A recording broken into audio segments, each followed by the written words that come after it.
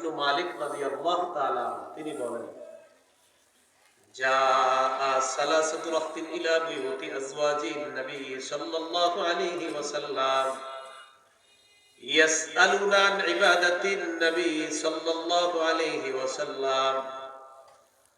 তিন ব্যক্তি রাসূলুল্লাহ সাল্লাল্লাহু আলাইহি ওয়াসাল্লামের বিবিদের ঘরের কাছে আসছে নবীর ঘরের ইবাদতের ব্যাপারে জানতে।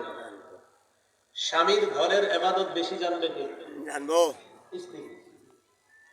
তো নবীর বিবিদের কাছে আসছে নবীর ঘরোয়া ইবাদত জানার জন্য। বাহিরে কি ইবাদত এটা তো সাহাবারা দেখে। তো তাদের ধারণা ছিল নবী মনে হয় সারাক্ষণ ঘরে নফল নামাজ পড়ে, সারাদিন মনে হয় নফল রোজা রাখে, আর সারা রাত মনে হয় তাহাজ্জুদ নামাজে দাঁড়ায় থাকে। এটা তাদের ধারণা। তো বিবিরা ভিতর থেকে বলে দিয়েছেন নবীজি নিজের জুতা মুবারক নিজেই সেলাই করে, সুবহানাল্লাহ, নিজের জামা মুবারক নবী নিজেই সেলাই করে, সুবহানাল্লাহ। শুধু তাই না, বিবিদের বিভিন্ন কাজে আল্লাহ রাসূল পবিত্র হাত দিয়ে নিজের শরীরের পরিশ্রম দিয়ে শক্তি খরচ করে রাসূল সহযোগিতা করে, সুবহানাল্লাহ। বাতাস দিয়ে কি বিপদে ভালাইছে না, বিপদ বুঝছেন নি? আগে ইউটিউব যখন ছিল না, ইউটিউবের যুগ, বাতাস দিছে কি জানি বিছন দিয়া, এটা নিয়েও আপনার আইরে আলোচনা। পরে একজন এসে আমার একদিন কয় কিছু দেখছেন? তা আমি সাধারণত কোনো বয়ান ভিডিও হওয়ার পরে আমি সাধারণত 15-20 দিন আমি কোনো খোঁজ নেই। আমি তো জানি আমার ছোট বিষয় কোনো একটা কিছু যদি হয় এটা খুঁজবে, খুঁজে এটা নিয়ে চলবে দুনিয়া।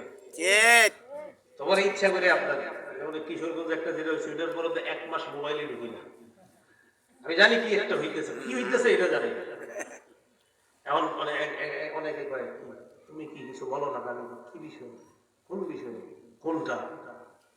আরে দেশ পুরা তোলবার। আমি তো কেন, কি বিষয়, কে জানি বাতাস দিচ্ছে, এইটা নিয়েও আপনার কয়েকজন বলা শুরু করে দিচ্ছে। বাতাস দেখা দিকে মনে বলবো ভাই বসেন, গরম খেলা। তো তিন ব্যক্তি এসে জিজ্ঞাসা করলেন রাসূল সাল্লাল্লাহু আলাইহি সাল্লামের ঘরের ইবাদতের ব্যাপারে। ফালাম্মা উখবিরু কান্নাহুম তাকাল্লুহা,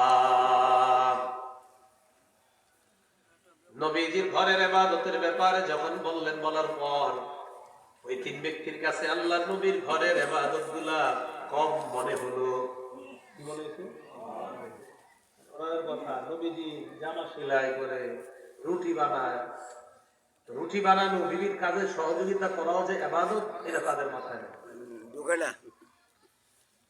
فقالوا وأين نحن من النبي صلى الله عليه وسلم قد غفر الله له ما تقدم من ذنبه وما تأخر।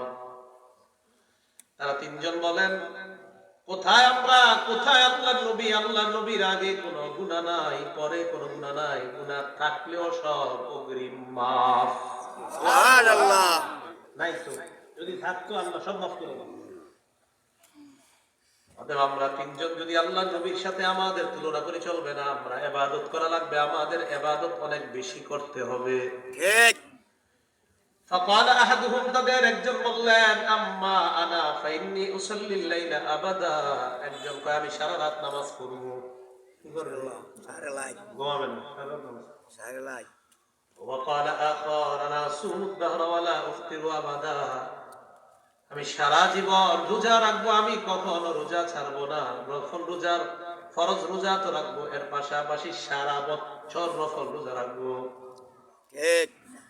وقال آخر, আরেকজন কয় أنا أعتزل النساء فلا أتزوج أبدا, গলফা। আরেকজন কয় আমি সারা জীবন নারীদের থেকে দূরে থাকবো, আমি কখনো বিয়েই করব না। কি সুন্দর নিয়ম তিনজনের। রাসূলুল্লাহ সাল্লাল্লাহু আলাইহি সাল্লাম বাসায় আসলেন, বিবিরা বললেন এরকম তিনজন আসছে। আসার পরে তাদেরকে আপনার ঘরের ইবাদতের ব্যাপারে যখন বললাম, তাদের এই এই রিঅ্যাকশন। নবীজি কয় তাই নাকি? বাইরে আসলেন কাদের কাছে? ওই তিনজনের কাছে। এই তোমরা তারা? জি হুজুর আমরাই। আচ্ছা, তোমাদের একজন বলছো সারা রাত নামাজ পড়বা, আরেকজন বলছো সারা জীবন রোজা রাখবা, আর আরেকজন নাকি বিয়ে করবা না, তোমরাই তিনজন? জি আমরাই তিনজন। নবীজি তাদেরকে একটা বয়ান দিলেন, বয়ান দেওয়ার আগে ছোট্ট একটা ভূমিকা নিলেন। ছোট্ট একটা ভূমিকাতে কি বললেন শোনো, আমি এখন তোমাদেরকে কিছু কথা বলবো, এর আগে একটা কথা শোনো। আমা ওয়াল্লাহি ইন্নী লাখশাকুম লিল্লাহ ওয়া আতকাকুম লা। এই পৃথিবীর মধ্যে যত মানুষ আছে, তোমরা আছো, আমরা আছি, নবীজি বলেন এই পৃথিবীর যত মানুষ আছে, এসেছে কিয়ামত পর্যন্ত যারা আসবে, সমস্ত মানুষের মধ্যে আমি নবী আল্লাহকে সবচাইতে বেশি ভয় পাই। সুবহানাল্লাহ। এই ভূমিকাটা কেন নিছেন? দেওয়ার পর কয় আমি নবী আল্লাহকে সবচাইতে বেশি ভয় পাই। উসাল্লি ওয়া আরকুদু, আমি আল্লাহরে ভয় পাওয়া সত্ত্বেও আমি নামাজ পড়ি, আবার আমি ঘুমাই। বুঝছেন এই ভূমিকাটা কেন নিছে? যে তোমরা মানে এটা মনে করো না সারা রাত নামাজ পড়া মানে আল্লাহরে ভয় করে বলছো বেশি, এমন না। আরে আমার চাইতে বেশি আল্লাহরে ভয় করতে পারবা না, সেই আমি রাতে নামাজও পড়ি, ঘুমাই। এর মানে এই শরীরটা আল্লাহ দিছে, এই শরীরের হক আছে, চোখের হক আছে। এই চোখের হক মানে ঘুমানো, এই ঘুমায়া আমি চোখের হক আদায় করা মানিও আল্লাহর হক আদায়। সুবহানাল্লাহ। আমি আল্লাহকে সবচেয়ে বেশি ভয় পাই। আমি রোজা রাখি, আবার মাঝে মাঝে রোজা রাখি না, মাঝে মাঝে রোজা ছেড়ে দেই। সোমবার রোজা রাখি, বৃহস্পতিবার রাখি, মাসে 13, 14, 15 আইয়ামে বীজের 3টা রোজা রাখি, মাঝের রোজাগুলো আমি রাখি না। এর মানে আমি আল্লাহকে ভয় পাই না, বিষয়টা এমন না। আমি সবচেয়ে বেশি আল্লাহকে ভয় পাই, তবে আমি একটা নিয়ম শৃঙ্খলার মধ্যে নফল রোজা আদায় করি। আমি আল্লাহকে সবচেয়ে বেশি ভয় পাই। আনা আতাজাওয়াজুন নিসা, আল্লাহরে সবচেয়ে বেশি ভয় পাওয়া সত্ত্বেও আমি নারীদেরকে বিয়ে করি। শুধু তাই নয়, আমি নারীদের হক, আমার বিবিদের হক আমি যথাযথভাবে আদায় করি। সুবহানাল্লাহ। আমি নবুয়তের দায়িত্ব পালন করি, আমি আল্লাহর হুকুম পালন করি। আল্লাহ আমার বিবির জন্য যে হক রাখছে, এই হকও আমি আদায় করি। আর এই সব হক আদায় করা মানে আল্লাহকে ভয় করা, আল্লাহকে ভয় করা। আমি সারাদিন সারাদিন এরে মারি, সারাদিন নামাজ পড়ি, আর এর রাত্রিবেলা হুদাই 3টা ঘুষি দেই। এই যে তার বান্দার হক নষ্ট করলাম। আমি সারাদিন নামাজ পড়ি, আর ওনার পকেট থেকে ডেলি 5 টাকা চুরি করি। এই যে বান্দার হক নষ্ট করলাম না। আমি সারা রাত নামাজ পড়ি, আর উনি আমার প্রতিবেশী, এই প্রতিবেশীর প্রত্যেকদিন ফজরের পর একটা গালি দিয়ে আমার দিন শুরু হয়। বিষয়টা এমন না। বান্দার হক আদায় করা, শরীরের হক আদায় করা, বিবিদের হক আদায় করা, প্রত্যেকের হক আদায় করা, পশু পাখি সবার হক আদায় করা মানিও আল্লাহকে সবচেয়ে বেশি ভয় করা। আমি এই লম্বা হাদিস বলছি এতগুলা কথা বলার জন্য, একটা বিষয় বলার জন্য বলছি। যদিও আমরা পুরো বিষয় হাদিস থেকে অনেক কিছু জানলাম। নবীজি কি বলছে? আমি বিয়ে করি। কি করি? বিয়ে করি। নবীজির একাধিক বিবি ছিলেন। এই বিবিরা আমাদের আম্মাজান।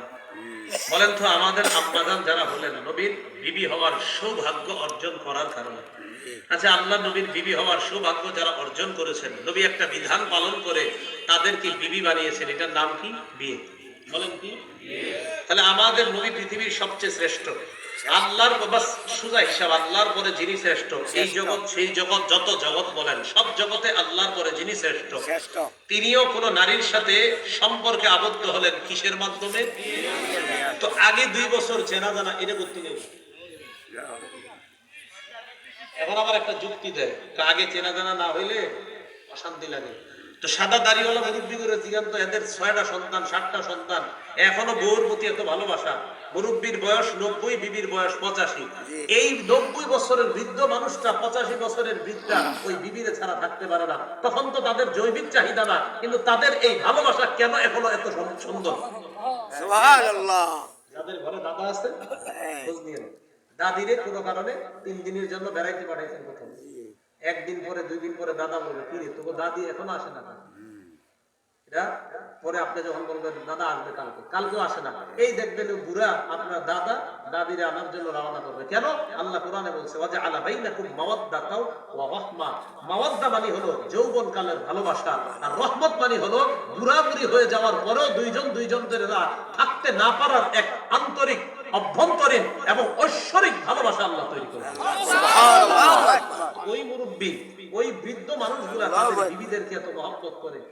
এরা কোন সম্পর্ক করে বিয়ে করছিল আমাদের জানা নেই। এরা বিয়ের আগে 3 বছর 4 বছর কোন জায়গায় কি করছে? তাহলে তাদের সম্পর্ক এত সুন্দর কেন? মানেন আর না মানেন কিন্তু স্বীকার করতে হবে তাদের সম্পর্কগুলা বেশি টিকা, এটার ঘটনাই বেশি। আর 2-3 বছর আগে চেনা জানার সম্পর্ক নষ্ট হওয়া এটা প্রমাণিত, এটা পেপারে ইতিমধ্যে লেখালেখি হচ্ছে। তাহলে সম্পর্কের সূচনা আগে হবে না বিয়ের মাধ্যমে? এটা ইসলাম শিক্ষা দেয়। সহিহ বুখারীর 5078 নম্বর হাদিসের বর্ণনা।